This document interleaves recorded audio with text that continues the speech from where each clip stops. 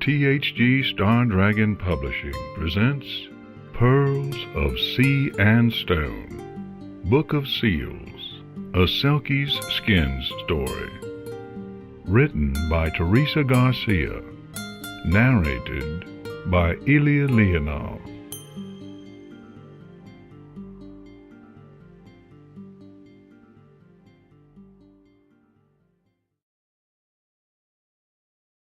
Part 2. Castle Carrick, November 28th. Several weeks passed before Kirsty had the chance to read the book again, this time leaning against David as they sat on the log that was beside the cove of the loch that they had claimed for themselves. He had his arm around her, and they had arranged their school robes over them both for added warmth. It made for an awkward study position for the both of them, but at the same time it was comfortable. Neither of them was having to conjure heat, and Kirsty had only been able to hum so long to keep them warm. A dusting of snow fell the night before, sticking in some places but not in others, giving the forest edge a patchwork quality. Kirsty fell quickly into her book again, David pausing his own studies now and then to check on her whenever he felt her grow tense or flinch. The Lady of the Lake and Well, or How the Lady Lost Her Name. In the days of the ancient kings of the isles, long before the countries lie as they do now, the Lady of the Land Waters traveled wide, searching for a way back to her sister the sea.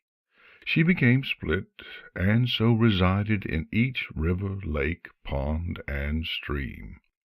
As she split, she began to lose more and more of her memory of the time before time. The people of the land saw her benevolence when she showed herself. Some became her water-bearers when asked, after she had deemed them worthy, taking a vial with them wherever they went, that she might travel more widely, and remain with those that had gained her favor. So it was that particular wells and lakes began to be more well known than others, and she was given different names by the various peoples. One lake in particular became more known than the rest during a particular time long ago. To be King Brian Boru, now called King of the Fair Ones, had secured her help in warding off one of the invasions that were common then, and brought his men to her for healing after the battle. It is this that attracted the attentions of one known as Ashtoreth from his dark realm, where he had been cast by the deities of the desert lands and rising suns. He desired her ability to be many at once, and also for her fair form, for her light would have eased his exile. So it was that Ashtoreth investigated the hearts of all of Boru's men, seeking one with a dark enough heart that he could take possession of the form. So it was that a suitable vessel was found in one man that had seen much battle and desired for himself the powers of sorcerers that had also stood with them. Ashtoreth promised him, this Morban, these powers, and the pact was made. The lady saw Ashtoreth immediately when Morban and his king, who had no knowledge of the possession, came before her in order that Morban might receive care at her hands within the waters of the lake cave. When he went in unto her, once the king had to take leave at the threshold, he did try to claim her. This is the first use that we have knowledge of the lady's sword. In calling this sword to use, she began the path to losing her name, for violence of such form was against her nature. The battle was long, and the cave nor the lake remain to this day, and where they had been was sealed away, the gate lost to the battle. When she slew the mortal form, using steel instead of water, the loss was sealed as well, leaving only her regional names to her. Though sent back to the void, Ashtoreth had already begun his work as well, Her friendship with Brian Boru was severed, and he cast her vial back into one of her wells. Only one born of her blood water has the ability to restore her name to her, even if some other deity were to whisper it into her ear. Ashtoreth has tried several times since to regain access to this plane of existence that we live in. Another incident that I have heard mention of from the Selkies' priestly class is the better-known tale of King Arthur's fall. This time it was Morgana that was possessed, though both the lady and Merlin tried to prevent it. The loss of the both compounded with the return of her sword and the loss of yet another friend. Now it is said that the lady is particularly clingy regarding those that she loves. Kirsty snorted, trying to imagine the lady as the Lady of the Lake. All they had to go on as to what her name might have been was an ah sound. What? David had looked up from his book at the unladylike snort. Kirsty blushed after realizing she'd scoffed aloud, and in such an unfetching manner. Just something I read. There's a legend about how a water goddess lost her name. Not sure if it's mine, but I don't see how, since it mentioned both Brian Boru and Merlin, Morgana, Arthur, as having been friends of hers. Did you ever hear her mention them? Maybe it is. No, I did ask if she had a sword when I was really little, though. It's called Mir, and not Excalibur. Mir, he repeated, feeling how the word fit in his mouth, and trying to get the accent right. Kirsty blushed, and tried to keep from shivering at his accent. It still had very great overtones of his native German, which was perhaps a little too pleasing to her ear right now. Focus, Kirsty. He'll think you're an Ornchach if you swoon over his speech, whether he has had time to get used to the random blushes or no, she chided herself. Instead, she nodded, though she had no hope of hiding the way the corners of her lips were lifting. Me means balance. I've absolutely no idea what Excalibur would mean, though. How would this prevent her from being the Lady in the Lake, though? David looked down at the book open on her lap, studying the rushed style of the strange letters, spelling out tales in a language he was now somewhat sure was probably a version of Gaelic, and the fanciful illustrations. The lady that he saw pictured as standing on the water and crossing swords with a man floating above the water bore an expression that reminded him somewhat of how Kirsty looked when she was rebelling. He'd seen it a fair few times when she'd lash out at Morvan, which was happening more and more often, even though she still often tried to simply disengage. She's fooling far if that's the case. And what sane person would claim that the nameless well deity is the same as the Lady of the Lake? She raised her eyebrow at him.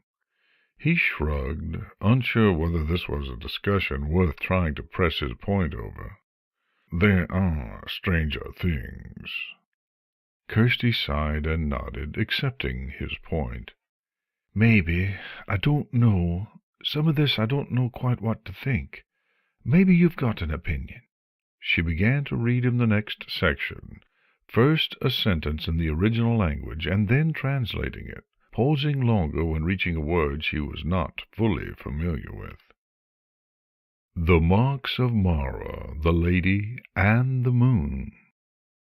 As the children of the deity spread and mingled more with humans, it came time to place marks upon them, so as to lessen the likelihood of people asking for certain favors, which they only grant to those that are theirs. The children of the forest gods developed tree-like qualities. These are now the Gillidu and others, who have children with humans that smell of the forest and are close to the trees and animals. The children of the hunt have proclivities to hunting and the keen vision and scent. Some of those have inherited shape-shifting abilities of various sorts, from lycanthropy to true shape-shifting. This is a mark that must be weighed carefully, though, as fully human magicians sometimes manage to find the way. Even the dread Cailleach has been known to place a mark on those she claims, whether she claims them for blessing or curse. Those that bear the marks of Mara and the Lady of the Water are our concern in this missive. Large, wet, expressive eyes are one mark of the waters, particularly among those of Selkie descent. A love of music runs in their veins, as does dance.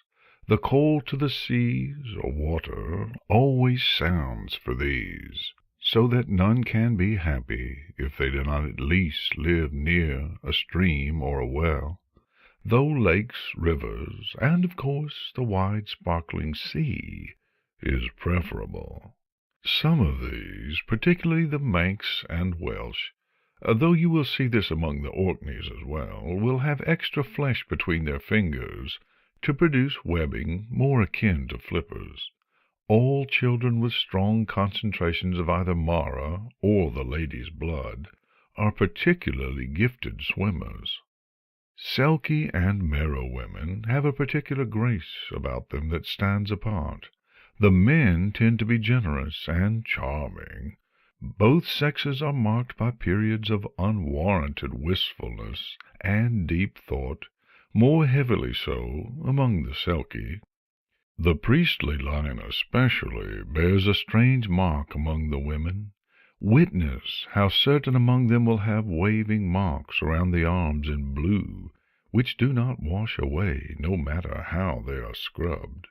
These have caused one family that I am aware of troubles at times through history, depending on the local's view of those thought to have bred with deities or the Fae. Those that are bound to both Mara and the lady have two lines twining around their wrists, and sometimes facial markings. Facial markings are more common to have painted on only for ritual and council. Those that are to be heads, or chieftain priests, or priestesses, are additionally forced to always wear one or two bracelets of silver and gold, wrought in the same manner. The marks of the moon are important to know of as well. These people are pronouncedly dreamy, more so than the normal man or woman, and are gifted with the sight in one form or another. The most obvious mark of the moon is madness. Some state lycanthropy to be a mark of the moon, but if so, then this must surely be a shared one with the Lord of the Hunt, according to my research. Sometimes the moon deity, who gives a different name to each that asks, will place a moon phase mark somewhere on the body of those under his influence.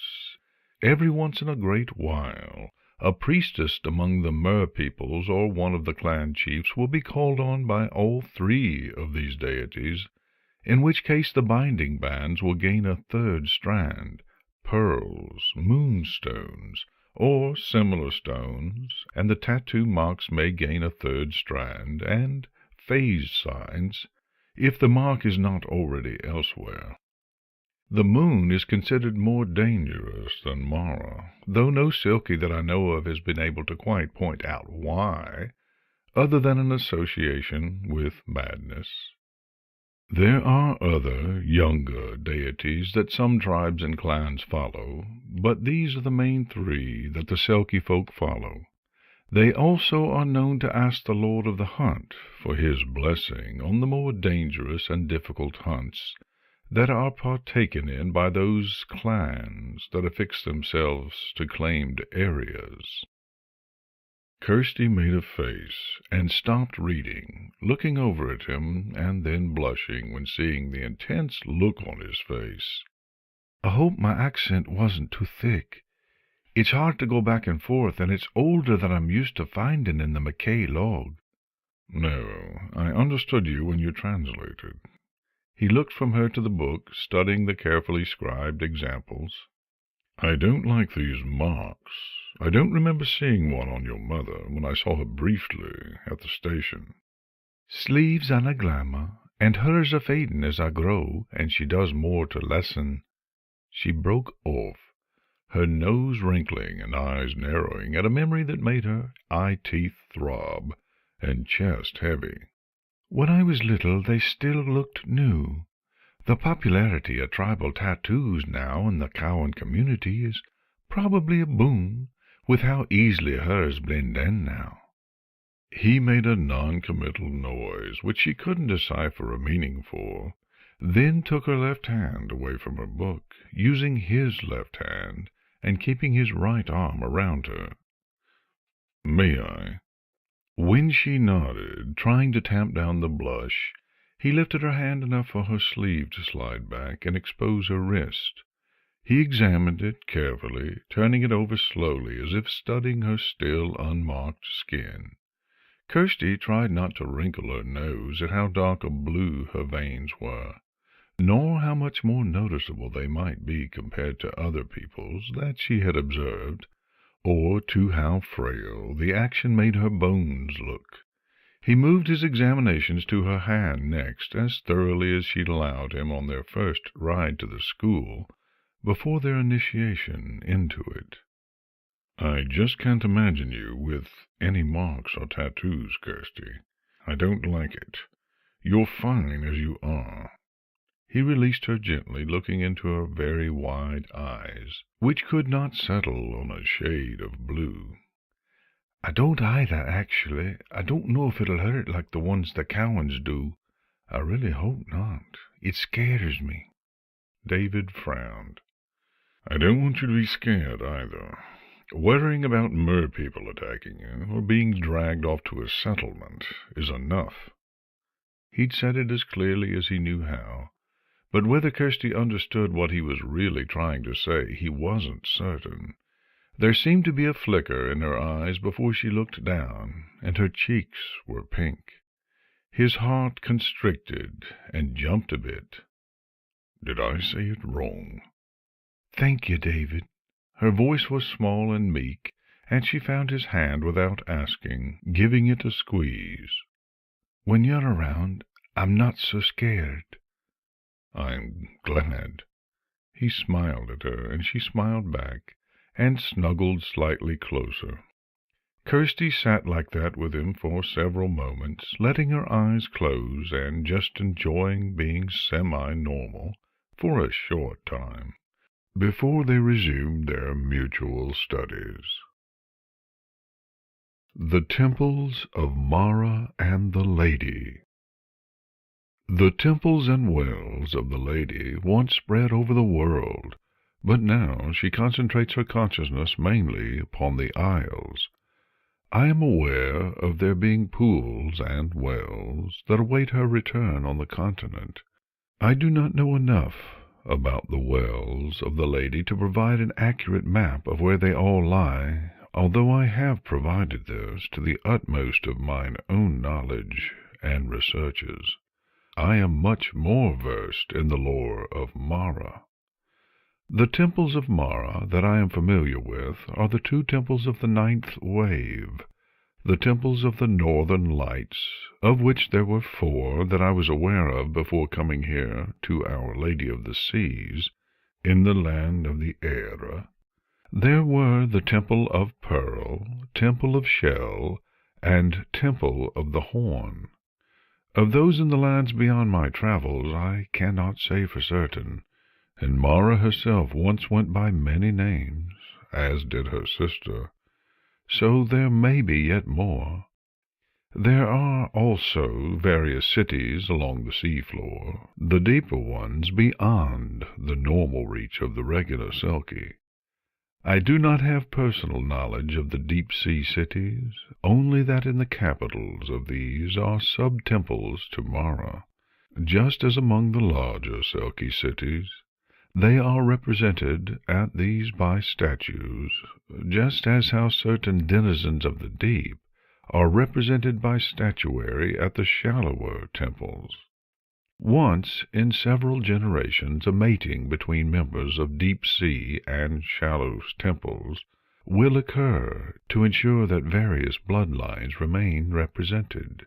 Also, the temples will exchange mates among the branches every few generations to keep the rivalry at minimum.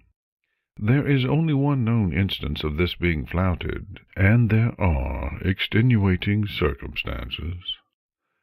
Kirsty narrowed her eyes, shutting the book with a decisive, albeit careful, snap.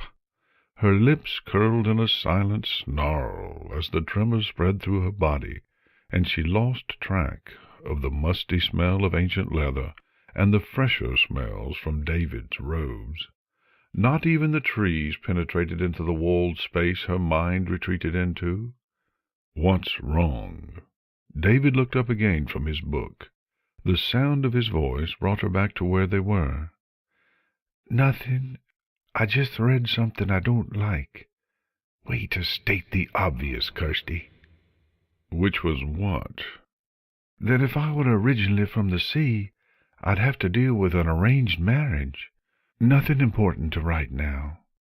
The grimace came back, and she hissed the words. I think I'm done reading this for now. Auntie had said to stop for a while when I found something that made me too emotional. David pulled his watch from his pocket, checking the time. The Schneingert crest of an argent bear's eye on the left, and sapphire wolf's eye framed by crossed spears, and divided by an upright wand over a field kirsch purpure, gazed back up at him as the hands swept the face. Break will be over soon anyway. We should probably go. She nodded and got carefully up after undoing the nest of robes. David watched her getting up and steadied her when she wavered. Kirsty nodded at him shyly in thanks before they turned for the ancient castle and wended down the alternately spongy and crunchy aromatic path along the loch's shore. Neither hurrying nor dawdling, they made the trip in good time, entering the castle and passing beneath the examining lintel, where all first years were judged and sorted into their houses by the living statues. Every time they passed beneath, each student was reassessed, but only very rarely was a student passed from one house to a second house. Kirsty hoped that one day David might be moved from Bertramus into Leomaris with her. They would be more likely to spend more time together. On the other hand, he was more studious than most of the Leomaris students.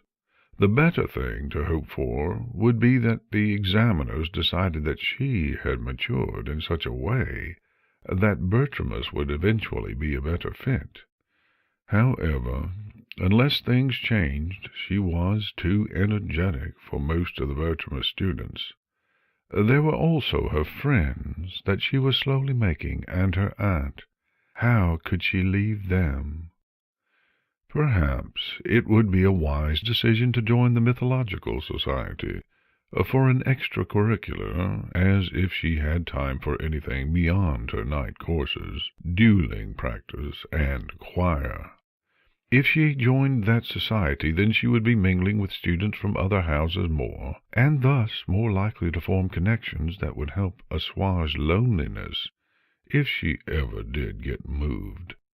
Without her parents or Byron, it was increasingly necessary to hide this with wide smiles. There was also the likelihood of companionship with other people that were deity-claimed and God-touched.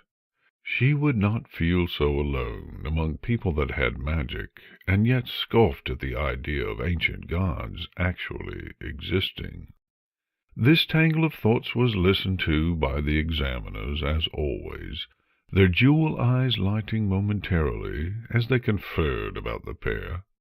Other than the most senior staff members, they alone knew exactly how many students in any given year resided here that were actively claimed or had latent claims. Perhaps they knew more. After all, the living staff could only know about the active claims, and only if they were admitted to or found out. The children continued down the halls of stone, hung with tapestries depicting famous magical battles. Living paintings went about their business on the walls, paying them and other students no mind, unless catching something that was not allowed, or chatted with.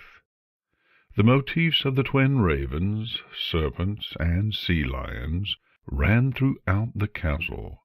Here and there, selkies and other fantastic but endangered races watched the race that had wrested supremacy with wide ranges of emotion. Eventually they gained the potions room and ventured into the open doors. Professor Severin, a dark man in sweeping midnight robes, was finishing arranging papers to pass back to his students. As usual, they had arrived before the others and bowed or curtsied their greetings, then slipped into their desks to prepare. He nodded back, keeping his voice low and tone unexpressive so as not to tamper with the potion brewing. Review Chapter 13. The ingredients for today's original lesson had to be used in the healer's wing. His eyebrow rose like a raven being shooed. Remembering the havoc from dueling, David nodded and turned to the appropriate page, keeping his own voice low. Very well, Professor. When do you expect we will be able to practice with those potions, then? The order should be arriving next week, barring any transport issues. Professor Severin moved from his desk and toward theirs, bringing the scent of herbs and bone set with him. In the corner, both David and Kirsty could smell the myriad of scents in whatever potion he was currently brewing for Larna's uses. I'm glad we won't be waiting too long, then, sir. I've been looking forward to that lesson. Kirsty looked at the professor eagerly, unintimidated by the stern expression that drove most students away, seeing only that this was a man who had received deep emotional traumas through his life. Though her voice was quiet, hope and eagerness was in her voice. These were safe emotions to have bleed in. Is that going to change our advanced studies any? The professor tilted his head and regarded the half-selkie before him. It was a strange thing, still to be regarded so openly by anyone besides the school-heads, who both knew some of his past and judged him little on it. Neither of these two ever showed any fear or disdain, despite what was publicly known of his involvements. They even sought him out. Granted, they were also seeking him out for his knowledge, but to see students eager was indeed refreshing. No, I do not think it will be impacting those. Although if students do not get better at blocking, I may need to enlist both of you to help me with the healer's needs. He briskly turned back toward his desk, seeing other students begin to trickle in, and closed his face and aura off even more, but not before catching the look that young Valnerius flashed to Makay, and her answering nose-rub and eye avoidance, nor missing the blush. He still was not so sure it was wise to have her taking dueling, no matter what her aunt said, in vouching for her emotional control. Castle Carrick, December 1. Snow fell outside the window, each flake fully as large as Kirsty's hand, as they danced around and down in lazy spirals. She still could not fathom how most of the students did not feel the presence of the lady that brought the snows, nor how so few could see her when she stood before them in her veiled cloak. If David saw her, he never said so, and she had hesitated to mention having glimpsed her the night before, on their way back to the castle from his monthly sanctuary. What if he didn't believe her? Her aunt sat across the table from her, cutting a precise bite from her steak, the baked potato dripping with butter and country gravy. Kirsty fell back to cutting her own steak at the soft clearing of her throat. The high collar and ornate house brooch did nothing to slow the consumption. "Kirsten, I am more than a little concerned about that book you found, and how what you're deciphering in it is forming you." The clipped tones were warm after the terseness of Kirsty's report. Kirsty relaxed a little. It was good to hear her given name instead of her surname from her aunt, and to be able to call her auntie instead of professor. "It's only a book. I've not found any mind-control spells or anything else in it. But it bears a still living for her." Professor McLoman paused to take a bite and chew, then swallow, before continuing. "The headmaster and I are both convinced that it is an actual selkie skin, but we have not found the other 2 copies that are mentioned." Kirsty ate a few bites of her salad, then a bite of her own steak, before replying. "Auntie, maybe the other books have been destroyed already, like this Father Rowan thought they might be. If I were a Cowan, and especially if I were a member of the church, I would." "It is a distinct possibility." The assistant head acceded, before taking a sip of her wine. "If that is the case, then, it was very wise of this father to disperse the knowledge in this way. So, auntie, I've been curious. Does the headmaster have any idea where the abbey is, or was?" "We have a record of the donation, but no record of the location. There is evidence to say that whoever this Father Rowan was, that he had very friendly and close ties to someone at the school. We have both spoken to several of the most likely ghosts and paintings, as to if they remembered anything that might link the book with a former student, but no one remembers anything. The nun is included among those, since she likes to travel and visit the various religious institutions. She knows of none that match the name." They focused on their meal, each lost in their thoughts as they pondered the mystery of the book, taking solace and refuge in each other's company, and trading the occasional glance. The fire crackled softly in the hearth to the soft whump-whump of especially large and sticky flakes perching on the ledge outside the glass. All too soon the meal was done, and it was back to the usual dynamic. "Before you go, I would like you to leave the book with me for a little while, so that the headmaster and I can look over it again." Kirsty looked up at her aunt, a slightly feral gleam in her eye at the idea. "It will not be long, dear. Only a week or so." Kirsty sighed, pulling it slowly from her bag, much slower than she needed to. It felt like she was pulling off her skin to lay it on the table. Withdrawing her fingers brought moisture to her brow. "It's not even your own skin. That shouldn't be happening." Her aunt had gotten up while she'd been trying to relinquish the book, and leaned over Kirsty.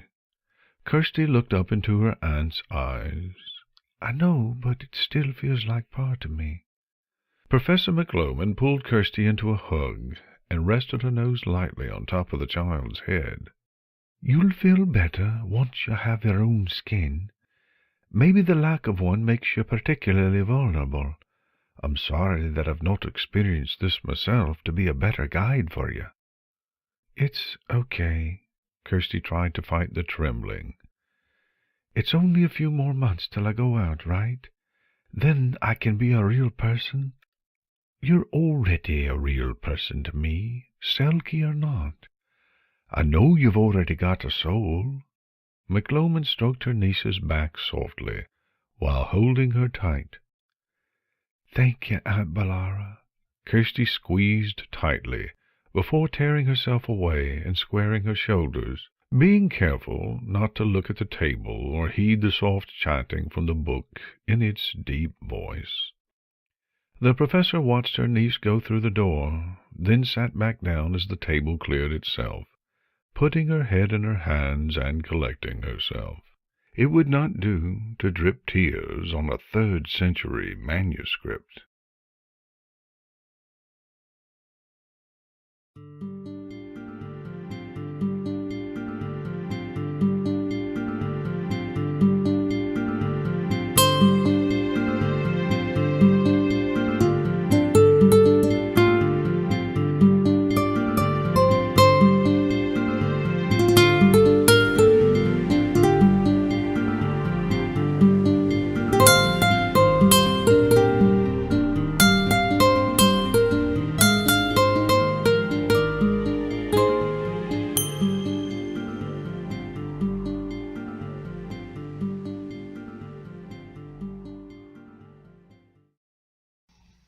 of small details in my writing have actual real-life inspiration behind them.